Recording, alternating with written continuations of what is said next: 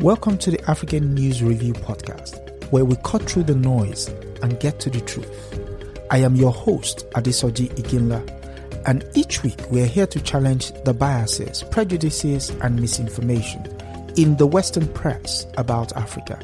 Using historical context and contemporary insights, we set the record straight and reclaim the narrative. Tune in every Sunday at 12 p.m. Eastern as we uncover the real stories and reshape the conversations about Africa. This is the African News Review podcast, reclaiming Africa's narrative, one story at a time. If that's what he's saying, there is a very specific definition of what it means to persecute, and that is definitely nothing that we are seeing in what is happening in South Africa at this time. In fact, if you look at the murder rates, you are like 5 times more likely to be murdered if you are a Black person than if you're a white South African. So when we look at the murder rates, South Africans, they say, make up about 9% of the population, but they underrepresent in terms of murder victims at just a little under 2%. So how do you turn around then and credibly make that argument that they are being persecuted? Yes, greetings again. Welcome to another episode of African News Review. I'm your host, Adesoji Iginla. And with me at the moment is the good comrade Milton Allimadi, host Black Star News on WBAI, 99.5 FM New York, author of Manufacturing Hate, How Africa Was Demonized in the West. An update is supposed to come out shortly, so we'll keep the good brother on his toes as to stand up to his promise. How are you, brother?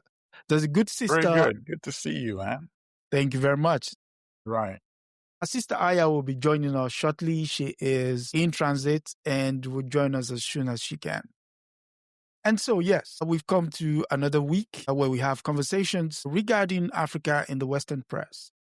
So, as it's become customary, I would ask you, what's the news from where you are? Well, the latest development was, of course, Friday, when New York City Mayor Zohran Mamdani met with President Trump. And, of course, the MAGA anti-progressive reactionary folks were waiting for Trump to give them the signal to excoriate him. But they were so much on the same page, I'm sure they were all disappointed, you know. The guy is just too clever for them.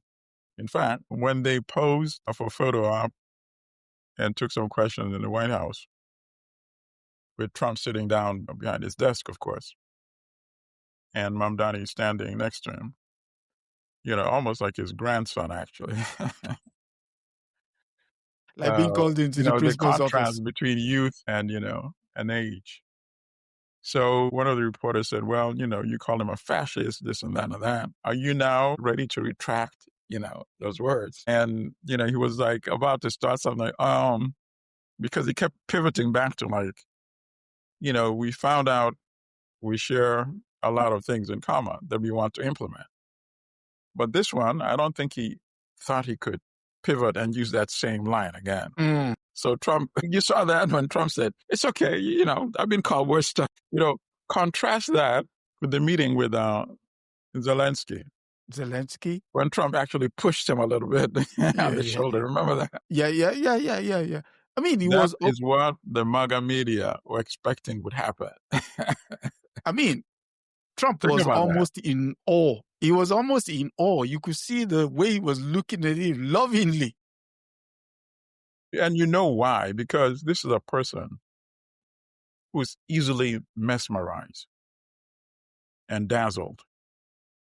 And obviously, this young man is photogenic. He's very intelligent, very quick on his feet.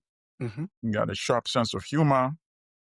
So all of those, came together when they met. Mm. And that completely disarmed Trump. Mm. When he says, so-and-so, is fat, so-and-so is ugly, so-and-so. That's how he starts off. Yeah, correct. To build this anti-momentum. But he could not find any of these attributes with this individual, right? He was forced to listen to whatever he said.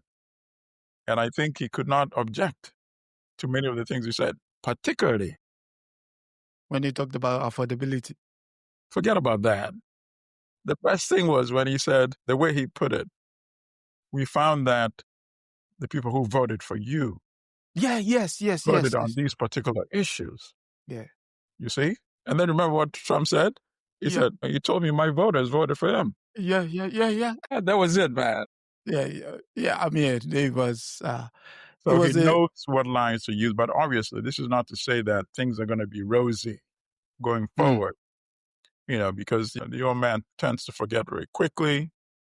He could go back to the, reactionary MAGA approach again.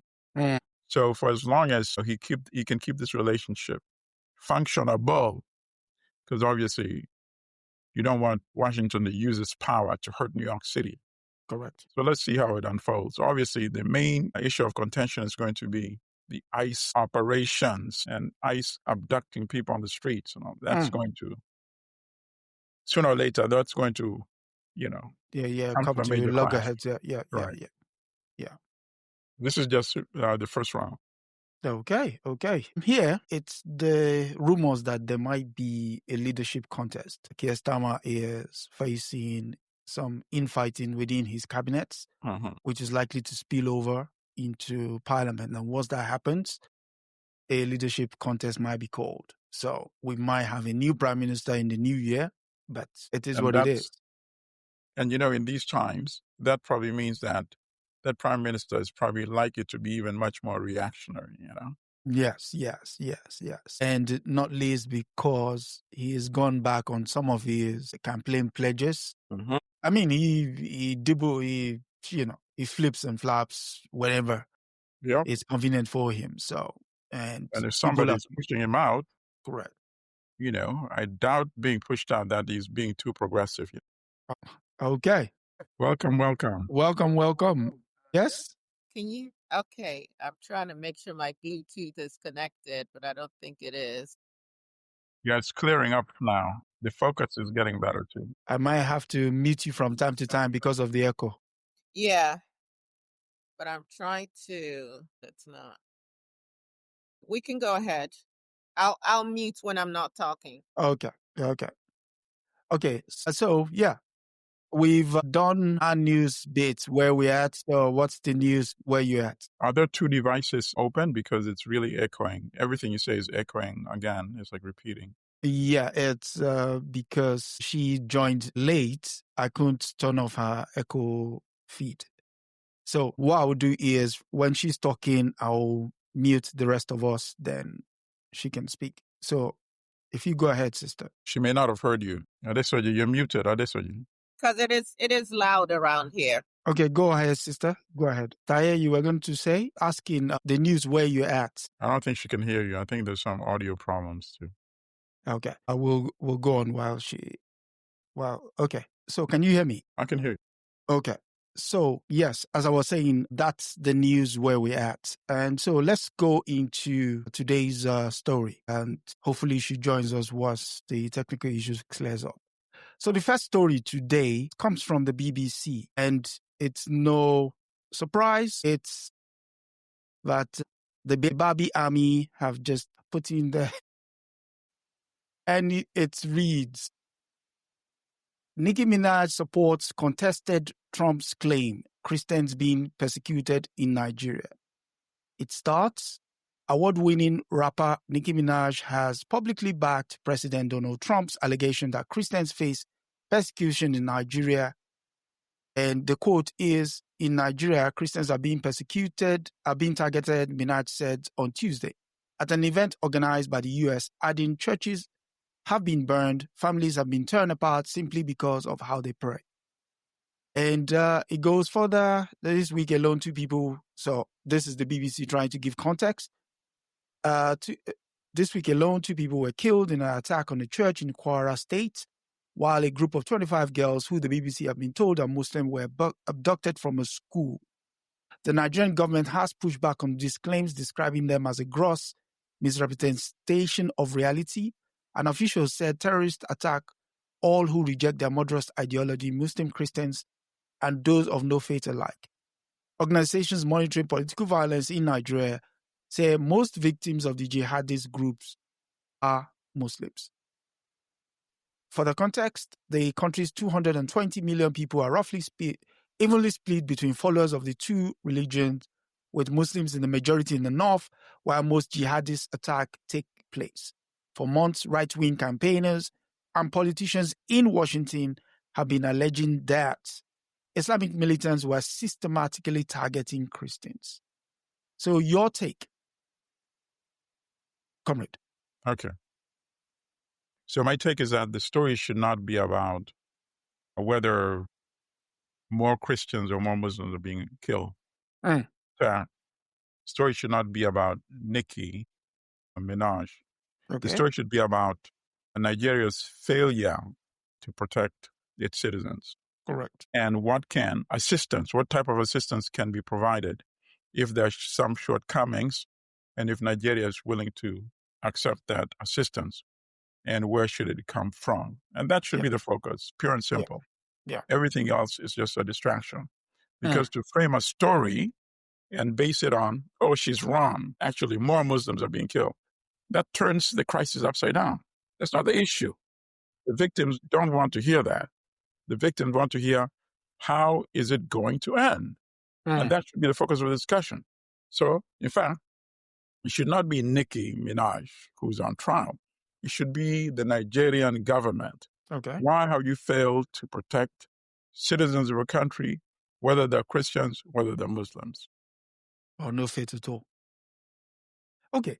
So would we say there's an element of, let me just answer this question from the chat. Is there any further news about the 25 abducted? Yes. Unfortunately, two of the abductees, a teacher and a student, have lost their life. 23 are yet unaccounted for. So you want to say something, sister? No, I mean, I'm very disappointed. No, please go ahead. At the angle that they're taking. We should get back. We should ask a serious question to the Nigerian government. Do you need assistance? What type of assistance do you need? And which countries, if you can't handle it alone, would you welcome assistance from? And that should be the focus right there. We can't be talking about, are there more Muslims being killed? Or are there more Christians being killed? What kind of nonsense is that? The victims don't care about that. They don't want to hear that. They want to hear the solutions. So I think on one hand, it's that this has been a crisis in Nigeria for over a decade, and that it needs to be addressed in some kind of way, shape, or form sooner rather than later. We know that there are over 2.7 million Nigerians who've been displaced within the country as a result of these killings. Not to talk about the trauma, we also know that there are over 10 million young children right now in Nigeria who are not being educated because the parents are scared of sending these children to school. Because as you can see, particularly with these raids on young girls, it's happening at the institutions of learning. So we have some major issues that need to be addressed. Now, it's unfortunate that it's being framed as a genocide against Christians because we know Trump, anything he's saying, just assume that what he's saying is a lie, that it's actually the opposite of whatever he's saying. But I do understand the angst of people and even the desperation that will lead some people to want to embrace what they think is help from any place that it's coming from. But we know that Trump means no good to Nigerians. If he cared that much, then he should grant all the Nigerian Christians refugee status, right? And they can flood into the United States of America, but he's not going to do that. Now, in terms of Nicki Minaj's involvement, it is interesting to me to note that Nicki Minaj is not an American citizen yet. So she does not have her citizenship. And Nicki Minaj is married to a convicted pedophile, sex offender, and her brother is going through some legal woes right now. So there are all kinds of reasons because, so far with ICE raiding people, I haven't seen them raid any of the wealthy people that are here and are not citizens, who may have traffic tickets or drug violations or whatever, and they are picking up poor people who are even following the rules in terms of their asylum and have not, quote unquote, committed any crimes. Although, of course, it's just really rich to me that a man who's been convicted of 34 felonies, and has still not paid his dues, the fines that he was required to pay by law to the woman he sexually assaulted, dares to talk about getting rid of other criminals. So Nicki Minaj, just because someone is a celebrity, has some fame or fortune or whatever, does not mean that they too have not been indoctrinated, does not mean that they too are not easily manipulated. And of course, on this channel, we have talked in the past about the use of musicians to further the goals of the United States of America. And I guess she would just be one more in a long line of musicians who've been manipulated in the past. I hope you guys could hear me okay. I'm going to mute when I'm not talking. Yeah. No, we could hear you. Well, I would add to this that this is not to say that celebrities are not welcome in campaigns, but the campaigns should be led by people who know the issues. So, for example, if we launch a campaign to expose the role of the United Arab Emirates in supporting the genocidal war in Sudan, organized where people actually know what's going on, and we invite their participation to help highlight it and get media attention, that's different from going and endorsing something said by somebody who knows nothing about what is going on, which is exactly the case in this situation.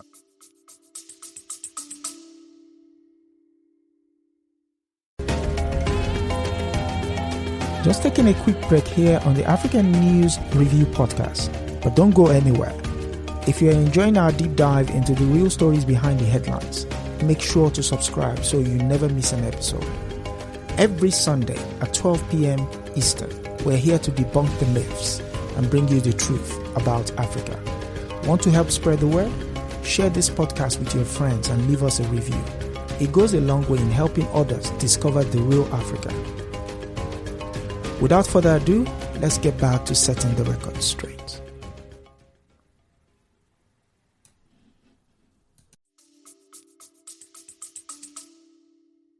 Okay, so one final question on this story. How far does the audience within the United States play into this story, the shaping of this story? We've seen the Christian element of it. We've seen the military angle of it. We can also put in the multinational element of it. How does those three pivots help to shape this story and the involvement of Nicki Minaj? Do you want to go first, brother? No, that's a good question. This is the version of what the Democrats did with their weapons of mass destruction in Iraq. They sold that story. They demonized Iraq, and they built the public support for what turned out to be a false war. Iraq did not have weapons of mass destruction. So we discovered that tens of thousands of lives lost. In fact, if you combine with the starvation because of the sanctions, we're talking in excess of millions of people who died because a false war was sold. So they're using the same strategy to try to sell a war against Nigeria by getting the Christian elements involved, building that, the Muslims are coming, and just to demonize the situation, vilify the Nigerian government as being completely incapable, and then justify whatever military action that they may be contemplating. Sister, you want to go? Nothing to add on this one. I'll just want to say one final thing, which is Malcolm X did say in one of his interviews that where is it that you get leaders who are entertainers, clowns, and what have you? You never find that. But when it comes to issues involve the Black demographics, then obviously the language of entertainment, gestures, what is thrown at us. We've seen this before, and Sister spoke to it, and we've spoken about people remember the documentary by Jimon Press, soundtrack to a coup d'etat.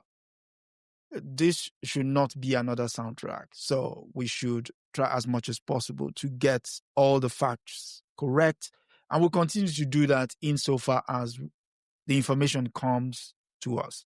So, yes, I'm sorry to say, brother, the biggest story should be the Nigerian government's obligations and responsibility.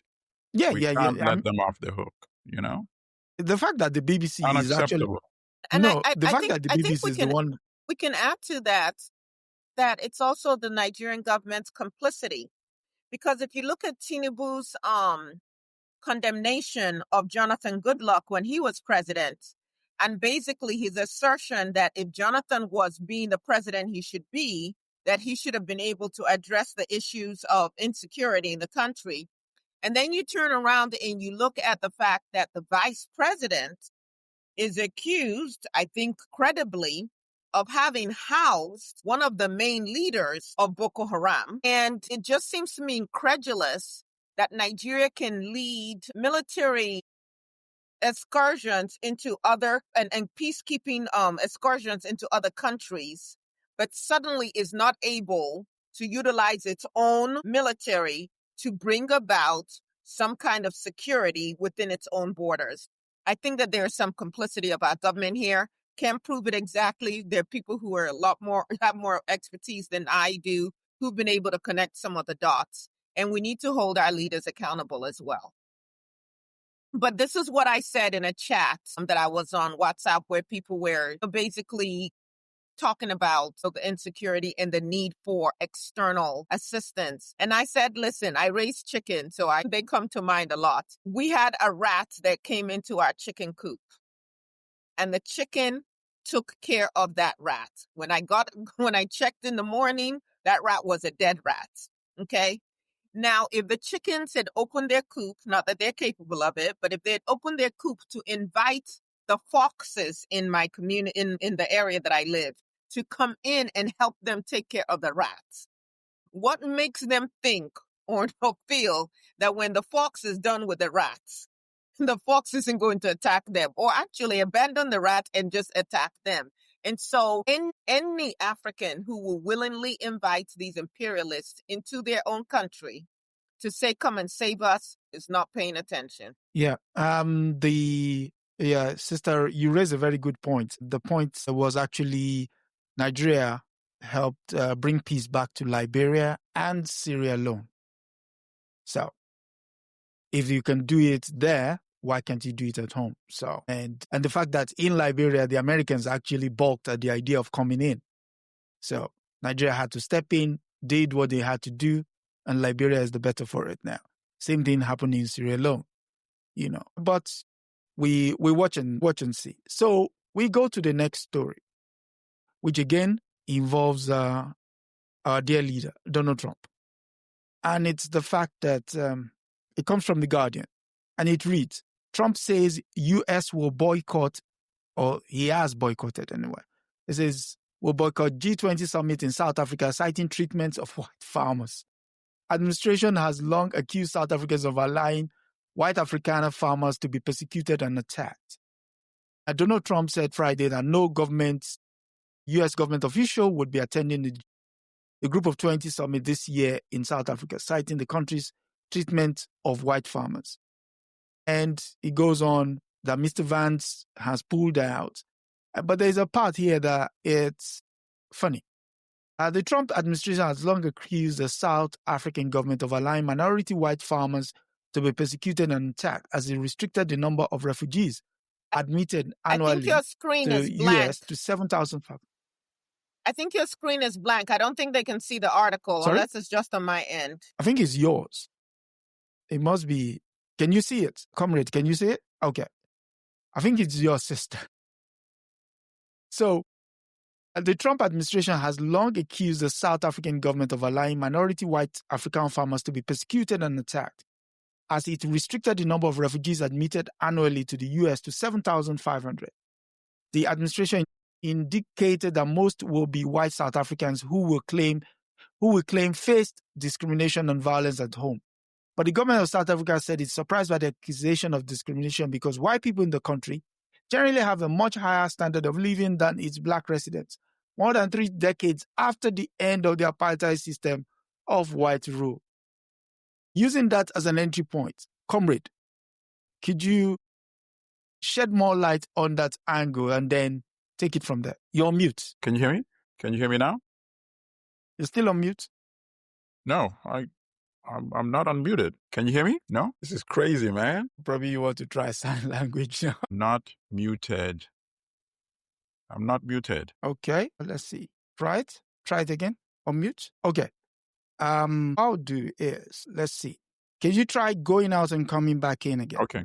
Try going out then. Okay, yes. So I would read the headline before the good comrade comes in, and hopefully we should have things sorted. And so let me share my screen. And again, it's the story about Trump boycotting.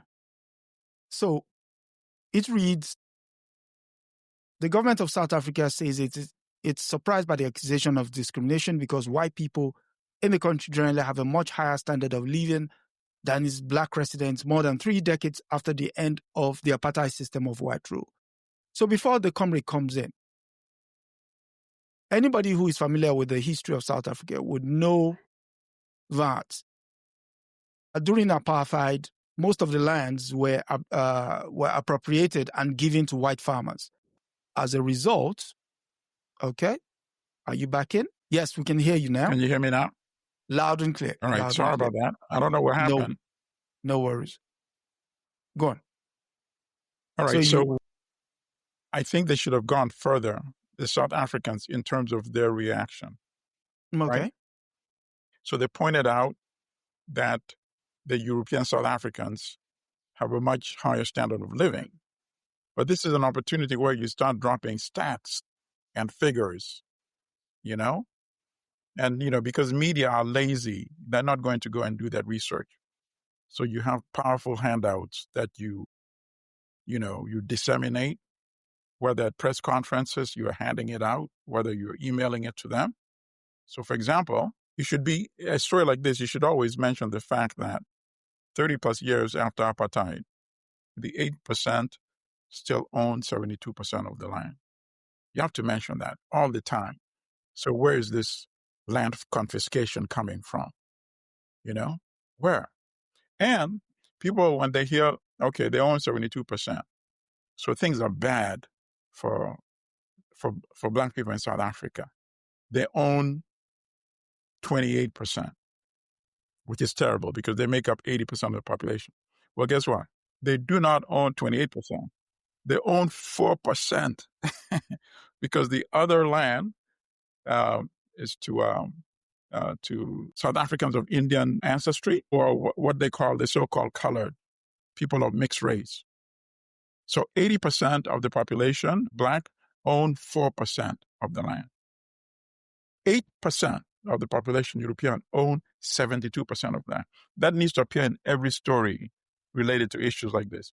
And then the other thing they should have said is that the European South Africans who are complaining and supposedly seeking asylum in the U.S., you need to examine their head, because European South Africans have a higher standard of living than European Americans.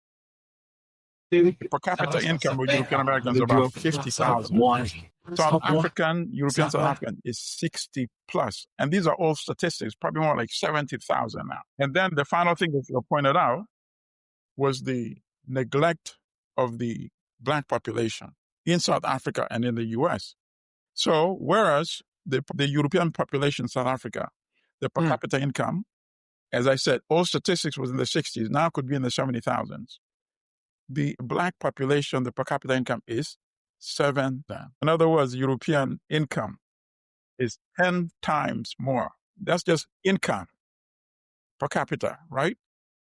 We're not talking about accumulated wealth through the centuries of apartheid.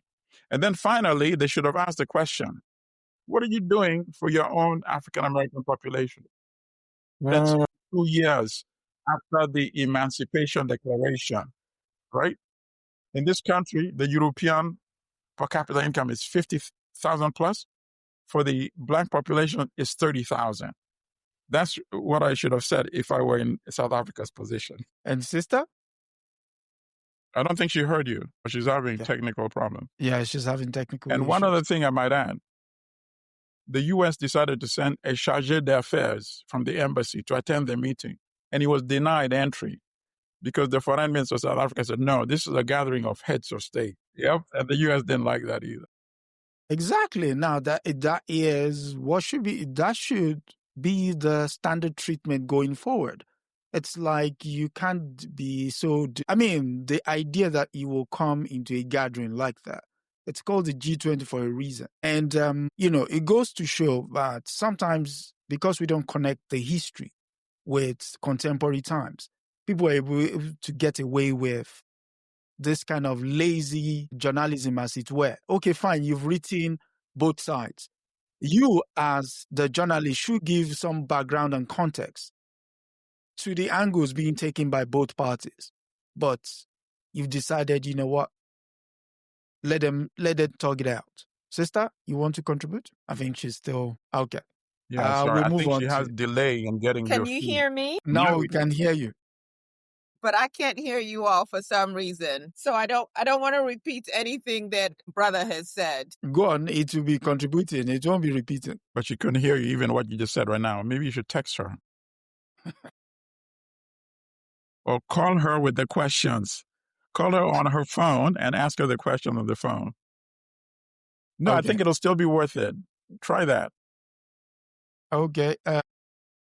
Let's see. Okay, let's see that. Let's see. Okay, so what I've decided to do is to listen to what you're saying on my phone on YouTube and then unmute and answer. Just try to make this work. Okay, so we're talking about South Africa and the fact that the Trump administration is not attending the G20, using the excuse that white farmers were being persecuted as a result. I can hear you on YouTube if you can hear me. I can hear you. So that's the angle where the good comrade has just explained that what would have helped here is if the South Africans have used this window to provide them with statistics, numbers, inferences, religious, historical understanding in order for them to counter. And sometimes it's also a way of framing so that going forward, people have that as an anchor point to start extrapolating, as it were. So the take is, what would you like to add to that? Can you hear me?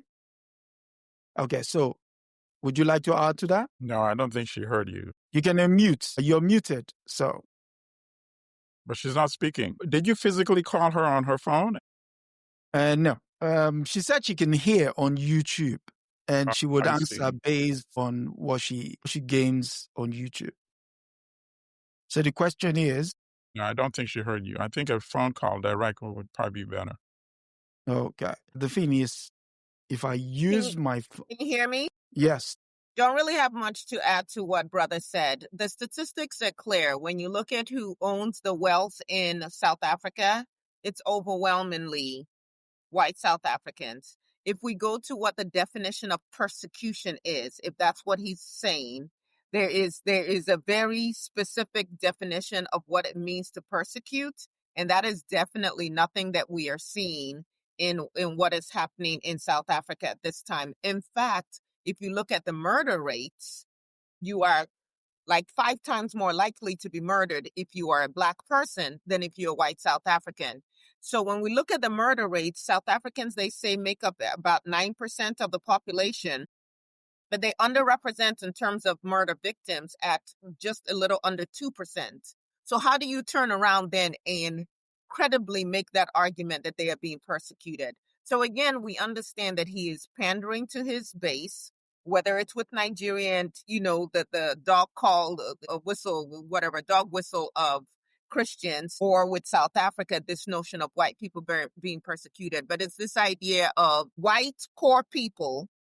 We are persecuting you in America, but we are going to tell you to ignore what you're experiencing and to look over here and feel that your whiteness is going to save you and we are working for you, which they are not.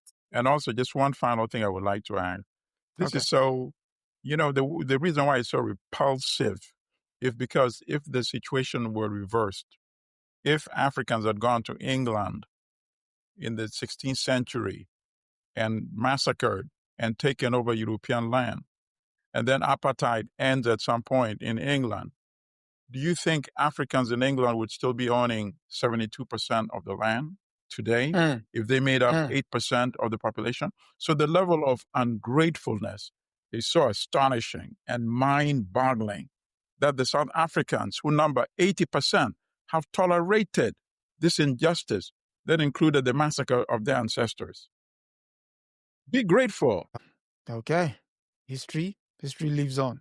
What else do we say? It's an indictment on leadership in South Africa that 3 decades after apartheid had fallen, you still cannot talk about the land question without being called some sort of divisive element. But hopefully history writes itself. It will at some point. And so, yes, we've come to the mid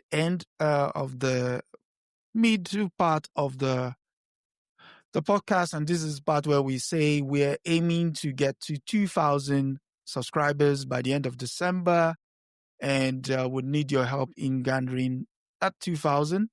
We're somewhere there, 1,515 odd. And so every thumb counts. So do like, share, subscribe. And again, if you get value from this, I'm sure you would invite other people to come in and join the conversation, which is important. It's not just reading newspapers. It's understanding contemporary context and also an historical context to said program. So speaking of historical, we go to our next story from the Daily Telegraph, and it's on Mauritius. Again, the US is involved. Why? But hey, we'll learn. And the story reads, Mauritius government in crisis over Caguas deal. Mauritian politicians threaten collapse of coalition as row escalates over excessive concession to the UK in controversial treaty. The Mauritian government has engulfed by a row about the excessive concessions being made to the UK on Keir Starmer's Caguas deal. The Telegraph understands that Paul Berenger, the Deputy Prime Minister, raised objection to street conservation belts that surround Diego Garcia, which has been used as a joint UK-US military base since the 1970s. The belt will restrict access of Mauritian citizens to the base. He's also expressed concern to Navi Ragolam, the Prime Minister, about the surveillance of maritime routes surrounding the island. There's a key part here. And it reads, the Chaguans were removed from Diego Garcia and the other islands between 1968 and 1973 and relocated to Britain. That is a bit of a stretch. However, many do not want the archipelago to be returned to Mauritius. That is an internal angle to the story, but let me get your take on it first, brother. Well, I mean, the only aspect of it, of course, that interests me and is completely outrageous is the neocolonialism. You see, the thought that 60 years after so-called independence, we still have to deal with these issues. And I always like to project, reverse cases because that allows people to get a better context. Understanding. Yeah. Can you imagine Africans discussing whether they should be holding to territory close to the United Kingdom or close to continental Europe or close to continental United States of America? It's so preposterous. So me, the big picture is even much more disgusting than the details. And the sad thing, of course, is they need the money. They need the money because they become dependent on that money, which is paid for the base, which goes back to what we discussed the other day about foreign aid. To have become dependent on foreign aid when you know it's not aid, that was the original sin by the African leaders. And now you're in a position where the U.S. can blackmail you by cutting off money that you're now budgeting to fight HIV/AIDS, as in South Africa, and other health issues, So I like to see it in a broader perspective like that. That's the part that interested me. The detail of whether the British is not giving them enough money and all that stuff. That's just the details of neocolonialism. Sister? So I think it's important for us to note why Diego Garcia is so important to these people. So Diego Garcia, and here comes the airport people with their announcements. So hopefully you can still hear me. But Yeah, loud Diego and clear. Garcia sits almost exactly between Africa, the Middle East, and Southeast Asia. It gives them unmatched access to the Persian Gulf, the Horn of Africa, the South China Sea, the Strait of Hormuz, and the Malacca Strait, all in one place, right? So it's a central hub for military power projection across half the globe. That one area, right? Now, imagine this. It's the only major, at this point, U.S. base in the entire Indian Ocean. So 70% of global oil shipments pass through it. So brother Conrad, sorry, I'm saying brother and comrade at the same time. Brother Milton, so when we talk about how much money and the dependence on aid, even if they weren't getting money from leasing this space, strategically where it's located and in terms of trade, they could set up a system to make even more money than that. Because these Correct. people are making more money than the 30 billion they want to pay over 100 years. Okay. It's in terms of trade again, 80% of global trade routes cross it. So how can Mauritius be begging for money? 80% of all global trade routes. So now what it does is whoever has control over it, it gives them the ability to monitor, secure, or intervene in these shipping lanes, especially against China, Iran, Yes. the Yes. Somalians, Yes. stressing instability in the Middle East. It was a launch pad for Operation Desert Storm in 1991. Correct. It was a launch pad for the Afghanistan War, 2001 through 2021. It was a launch pad for the Iraq War. The B-52s, the B-1s, the B-2 bombers, as well as the large naval ships, all operated out of this area.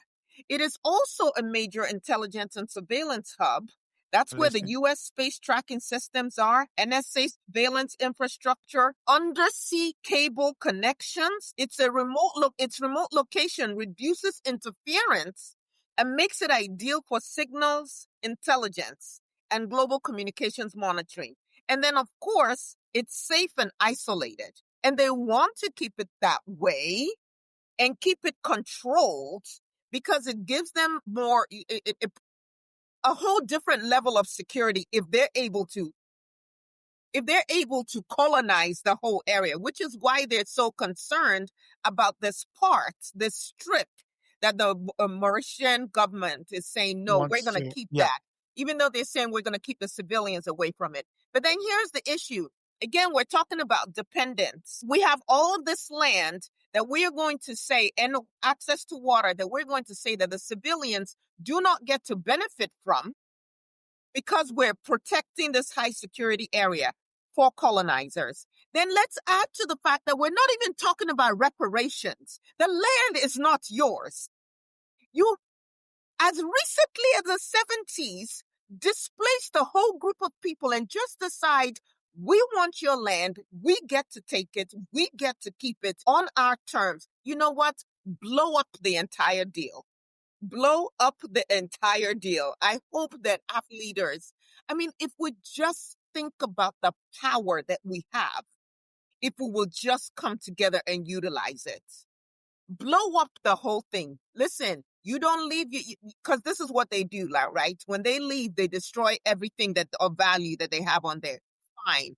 Destroy, hopefully don't pollute our water and our land. Take your stuff with you, actually, and give us back our land and leave us the hell alone. So we'll see what happens. But this is a very strategic area that should belong to us. And 30 billion over 99 years is a freaking joke. Yeah. Actually, don't sell it for any amount. And bring the original owners of that land back while you're at it. I'll stop there. Okay. So I would love to put the people angle into it. It says 68 to 1970. The land was ceded as part of Crown land. It was signed over to the United States by guess who? Queen Elizabeth II, 1972. The people who were on there were declared stateless. They were exactly put on boats, taken over to Mauritius, and they were never allowed to return. The ones that came to Britain only came to Britain in the 80s. So which means between 1968 to 1980, they lived a life of destitution. And majority of the people who were expelled from the Chagwan Islands are still living in destitution in Mauritius. The land does not belong to Mauritius. Again, it goes back to this idea of taking something and giving it back to people you think will be able to allow you get access to it, a la the artifacts. We're giving it back to a government. You've taken it from a place, you're not giving it back to the people you've taken it from, but you're taking it back to people who will acquiesce to whatever it is you want to do to it thereafter. So this deal is an example of neocolonialism continue. So again, the people saying don't give it back to Mauritius are right. Yeah, but brother, let's be frank. It's not only the Europeans who do that. Look at the people in Kenya. The Kenya Land and Freedom Army fought in the forest. They kicked out the British. They went to fight because they wanted their land back. Europeans came, they took 2 million acres, gave it 1,000 European families. They demonized them as Mau Mau. But in the end, the freedom fighters won. They killed Dedan Kimathi, executed him, the leader of the resistance. And then they gave the package to Jomo Kenyatta. And Kenyatta said, Europeans, keep the land. I'll take half of it for myself and my family. And today, the Kenyatta family is the biggest landowners in Kenya. So we have major challenges, really. So that's why we need to lift the consciousness. Nkrumah offered the only viable solution. Individually, you will not be able to sustain it. If they took it before independence, so-called independence, why should they stop after independence? If you don't change your power by coming together. And that's what they're doing. That's what they're doing. In fact, what they're saying is, what can you do about it? And to be honest, right now, the answer is nothing. It's nothing. Unless we follow Nkrumah's advice. Well, sister, you have any other thing to say? Okay. I will go to the final story. And it comes from The Guardian. And here, now they're even attacking your babies. So The Guardian reads, Nestle accused of risking health of babies for profit over added sugar in cereals sold in Africa. Campaigners said the company is contributing to rising rates of childhood obesity, while the firm said it's helping to combat malnutrition. Nestle is still adding sugar to most baby cereals sold across Africa, according to an investigation by the campaigners who accused the company of putting the health of African babies at risk for profit. But the part I want us to focus on is here. Public Eye researchers worked with activists in more than 20 countries to buy 94 samples of Cerelac products marketed for babies aged 6 months and above, which was sent to a laboratory for analysis. The laboratory found added sugar in more than 90% of baby cereals with an average of 6 grams, or 1.5 teaspoons per serving. Most products without the added sugar were imported, they said, and had originally been intended for sale in Europe, apart from 2 variants recently launched in South Africa. The amount of added sugar identified ranged from about 5 grams a serving of product found in Egypt, Madagascar, South Africa, Malawi, and Nigeria, to 7.5 kilograms in a product sold in Kenya. An investigation published in 2024 found Nestle was adding sugar and honey to infant milk and cereal products sold in Asia, Africa, and Latin America, where equivalent products in richer countries have no added sugar. What else is there? Let's go to the sister first. Sis, this is... Yes. My goodness. The more things change, the more they stay the same. So I don't know if anyone on here is old enough, anyone watching is old enough to remember The Nestle boycott Right. in the late 1970s, early 80s, 1980s. yep. Anyone Yep. remember that? And Yep. that's actually what led to the World Health Organization coming up with guidelines for Sugar what could content. be in children's milk and cereals and all of that, and marketing as well. And so these people just never listen. In the United States, we're about to celebrate Thanksgiving. And I feel like it's really important to highlight this. The Iroquois Confederacy, also known as the Haudenosaunee, I hope I'm saying it right. They had a concept that appears in the Great Law of Peace. And the Great Law of Peace would basically be like their constitution, their guidelines, their protocols for how they work with each other. And one of the things that they said in there is that the 7 generations rule must govern all their decisions. In other words, every decision must benefit those born long after the decision makers are gone. Leaders must think in terms of long-term stewardship, not short-term gain. When it comes to community, land, resources, and relationships, you should look at what impact could this have for 7 generations to come. And what these people are doing in Africa, exterminate all brutes. What we are going to do is attack you all in so many different ways. We demonized, in the late 70s, they demonized women breastfeeding their children. Had all these commercials with people in white coats and, mostly white people are looking a certain way. And if you were civilized, you gave your child a bottle with these formulas. So let's create a market and a dependence on our products. Now let's take it a little further, because beyond when they're babies, we want to make sure that we've so curated these children's palates that they are forever seeking sweetened and processed foods, which we will continue to export to you.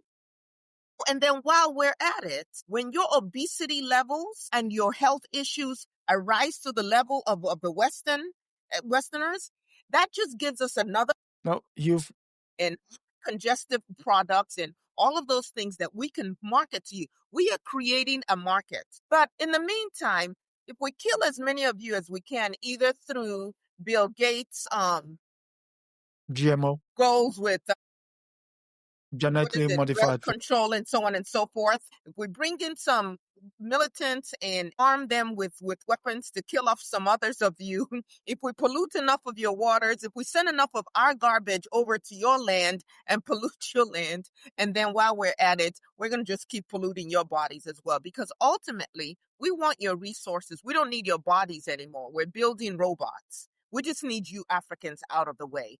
And African people need to be paying attention. Now, where they get away with this is, even though World Health Organization has set some guidelines, it's not just whether you have guidelines or laws, it's whether you have the infrastructure to monitor and then hold people accountable. Well, if we're still busy trying to figure out how to put food on our tables, where are the laboratories in Africa that are testing these products? Because if we had them to test the products, we might as well make the products ourselves. So for any African who's listening to me, wherever you live in the world, can we go back to feeding our children the way we did before they started putting their food in cans? Because we can. And this so-called convenience is not convenient at all. It's a convenience to die quicker, convenience to be sicker while you're alive. But we need to go back to what worked for us for centuries, instead of continuing this dependency on people who do not want to see you live. I'll stop. Brother? Yeah. All right. So, that was an excellent summation. The only thing I can add is that this paves the way for them to become consumers.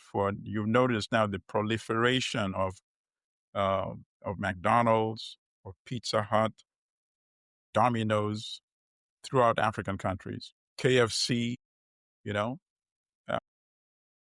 they're being prepared for that.